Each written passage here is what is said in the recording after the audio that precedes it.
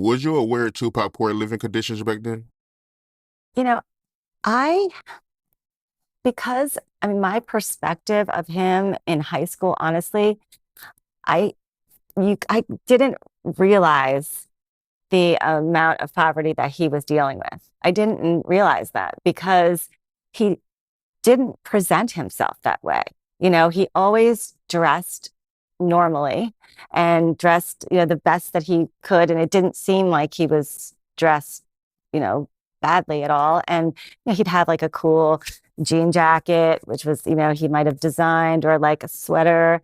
So I didn't really notice that. I mean, now I know because I've heard and so much about what happened and what went down. That the only thing that really struck me was that night at the party when, I mean, it was a one bedroom or maybe a two-bedroom apartment. I only remember seeing one bedroom with like this little tiny living room and a kitchen and a bathroom.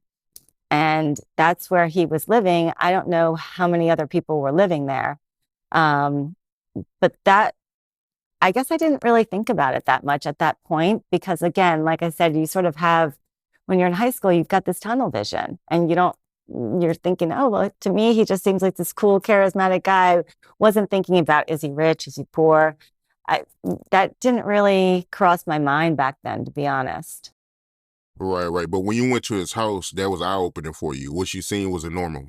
This is not normal. That's what I thought to myself. This is not normal. How is he here? How are we having a party like this at 1 o'clock in the morning with with no supervision, with lots of alcohol and whatever else? And yeah, it was sort of it was surprising.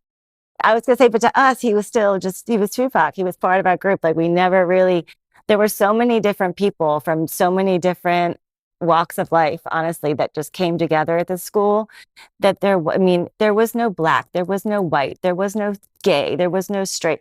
And I mean, there were, right? But nobody cared. That was the thing. We were all one big happy family. And it was like a little oasis and something that I've never seen the rest of my life. Did Tupac ever speak to you about his mom? About his mom. Yeah, Afeni. Um, the only thing is I remember him telling me that she was a Black Panther and about the jail. But that was about it. And I don't know if he talked to Kathy about it, but we didn't, you know, I guess we didn't really share a whole lot about that. We didn't talk about that. Did you know Jada Pinkett? I did. Yeah. Yeah. Jada was good friends with Tupac. We weren't super close. I would say we were like acquaintances, friends because everybody was friends at School for the Arts.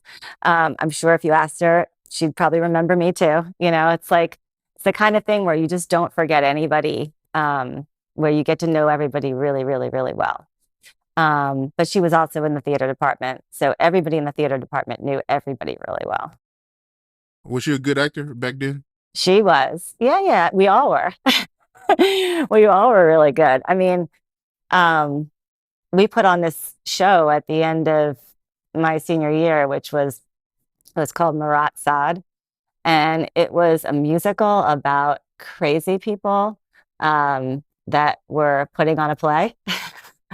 And it was so well done and so phenomenal, and we got all these great reviews. And I'm pretty sure that Jada had a small part in that, even though it was supposed to be just a senior production, but we had some from the junior ensemble assisting and helping out, whether they were in the play with a small group or if they were behind the scenes.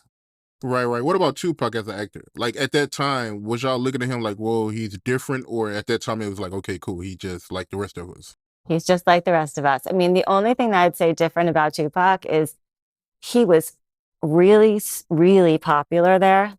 And it was because he got along with everybody. I mean, there were some, like, there would be some groups that would form, even though everybody got along for the most part, but he knew how to work every kind of group, everybody. I mean, he was literally friends with everybody. So, like, I mean, he had his best friend, John, like, he was really tight with this one guy, John, for a while. And I think that they stayed friends for a really long time. but like, and he was from visual arts, and then he was friends with people with all the theater groups. So I mean, he was just he spread around everybody, and he was very, very charismatic. And just, I mean, I will always remember his smile because it just stood out to me so much in high school.